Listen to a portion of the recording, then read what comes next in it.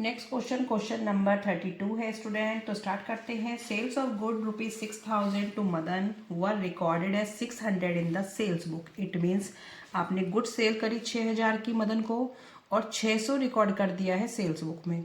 तो आपने sales account, जो सेल्स बुक का जो ट्रांसफर होता है सेल्स अकाउंट में, वो आपने अपना शॉर्ट रखा है 600 से। तो जो ट्रांजेक्शन बननी थी, ट्रांजेक्शन क्या बनती है इसकी, आप गुड सेल करते हैं तो मदन टू सेल्स, तो आपकी एज इट इज ही रहेगी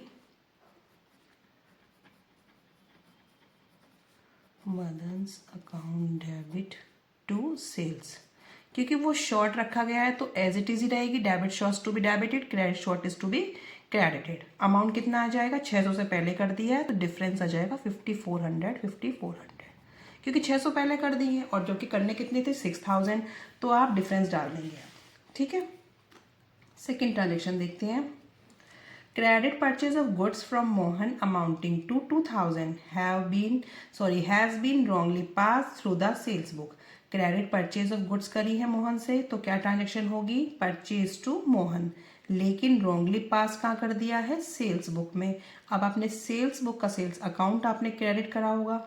ठीक है, तो sales account credit excess to be debited. तो पहले तो हम क्या करेंगे, सेल्स अकाउंट को वापस ले आते हैं वहाँ से क्रेडिट से।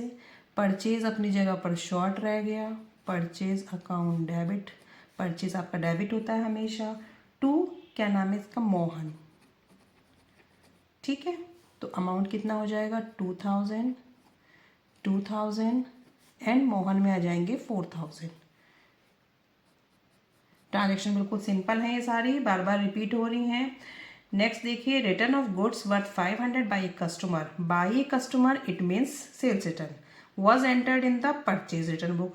ठीक है, अगर होता कि टू अ कस्टमर तो अलग हो जाती परचेज रिटर्न, लेकिन बाई ए कस्टमर, कस्टमर से वापस आया है रिटर्न, तो इट मीन्स क्या करेंगे आप, सेल्स रिटर्न। सेल्स रिटर्न को आपने परचेज रिटर्न बना दिया। अब परचेज रिटर्न हमेशा क्या होता है, credit, credit excess to be debited. तो अब क्या करेंगे, परचेज रिटर्न को वापस लेते हैं, purchase return account debit, sales return हमेशा डेबिट होता है, उसे हम सेल्स रिटर्न को डेबिट करते हैं क्योंकि वो शॉर्ट है। Sales return account debit to customer, name given नहीं है तो आप कस्टमर लिख देंगे।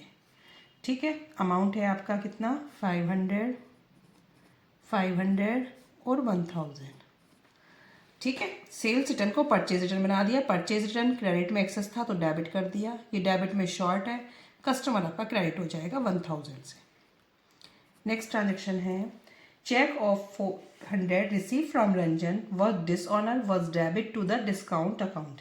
जब चेक डिसऑनर होगा तो चेक वापस आएगा, किससे आया, रंजन से, तो रंजन टू जो भी आपका था, लेकिन आपने क्या कर दिया, डिस्काउंट अकाउंट को डेबिट कर दिया।